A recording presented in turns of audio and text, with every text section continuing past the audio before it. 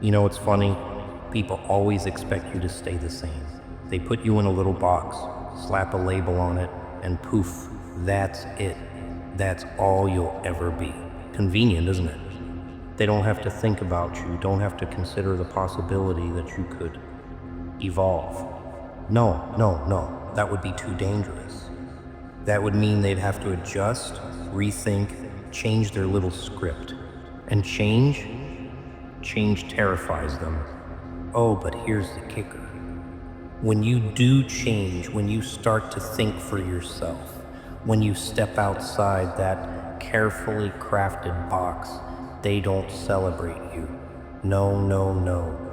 They don't clap and cheer and say, look at you, growing, thriving, becoming someone new. Oh no, they resent you for it, because the truth is, they never wanted you to be more than what they decided. They liked you small, predictable, manageable.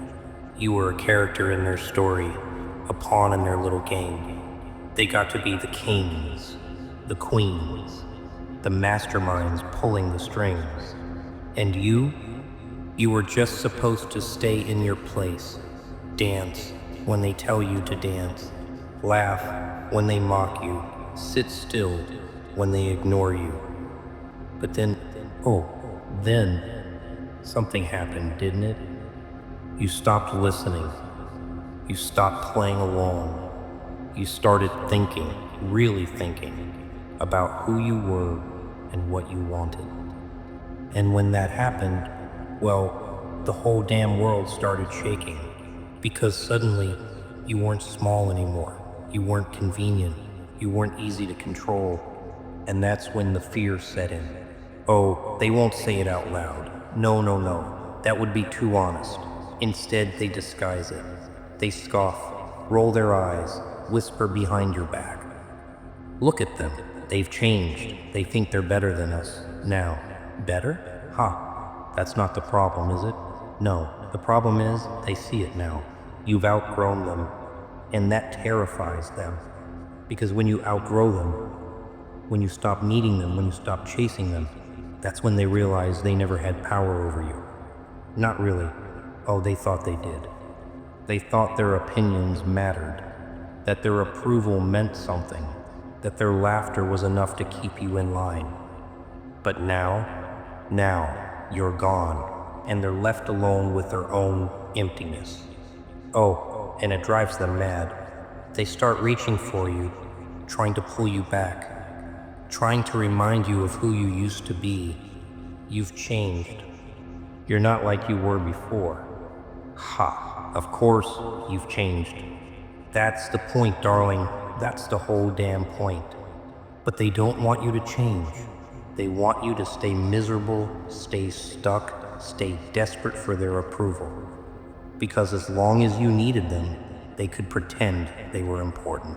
They could pretend they mattered. And now they see the truth. They never mattered. Not in the way they thought. Oh, and doesn't that just eat them alive? You see, people don't actually fear losing you. No. They fear losing their grip on you. They fear the power shift. They fear waking up one day and realizing you're not waiting for them anymore. And that is what scares them the most. Not your anger, not your silence, but your indifference. Because there was a time, wasn't there?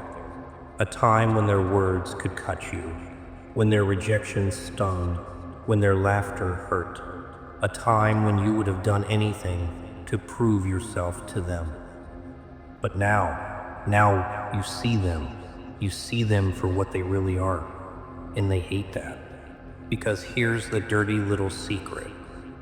They needed you more than you ever needed them. You were the one who gave them purpose, gave them meaning, gave them someone to belittle so they could feel big. And without you, they're just small. Oh, but it gets even funnier. See, at first, they laugh.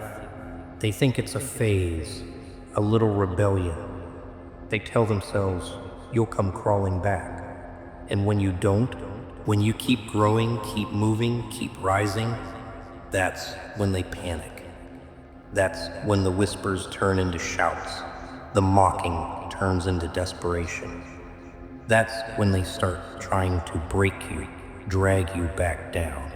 They'll throw everything at you: guilt, shame, manipulation.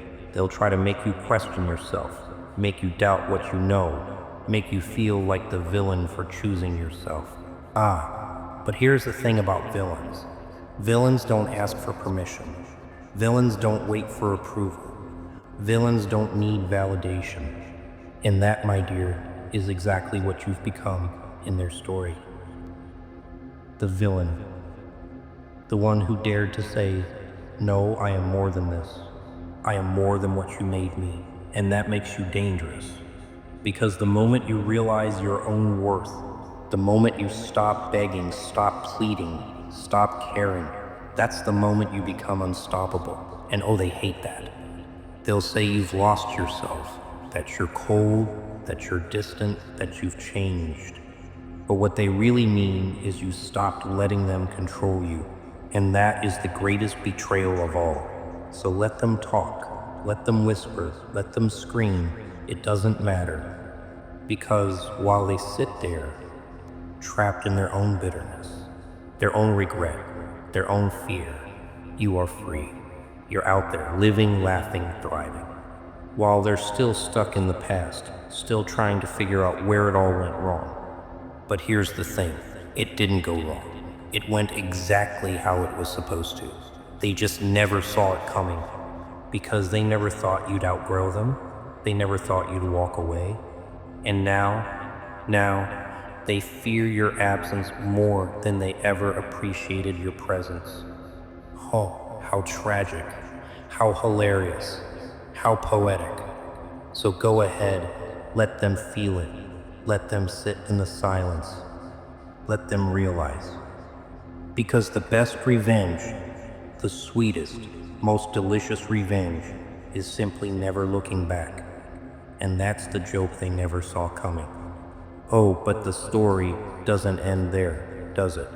No, no, no. See, their fear is only just beginning. Because it's not just your absence that haunts them, it's the realization that you never needed them to begin with. That burns, doesn't it? That stings. They told themselves a little lie, a comforting bedtime story. They'll always be here.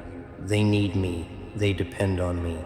But now they have to face the ugly, horrifying truth. You were never theirs. They were never necessary.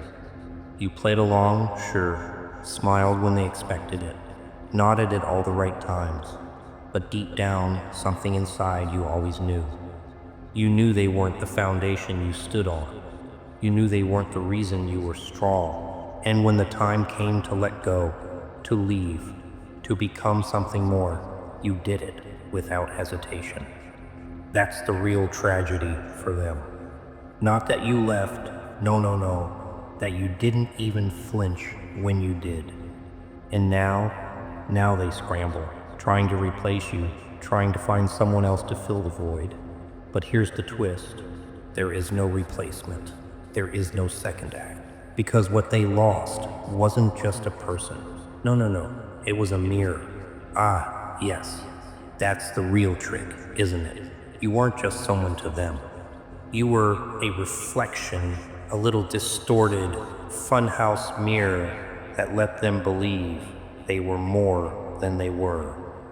And when you left, when you took that mirror away, oh, they had to look at themselves for the first time.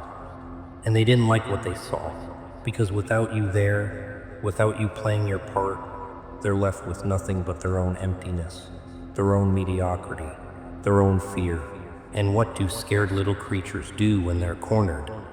They lash out. They try to rewrite history.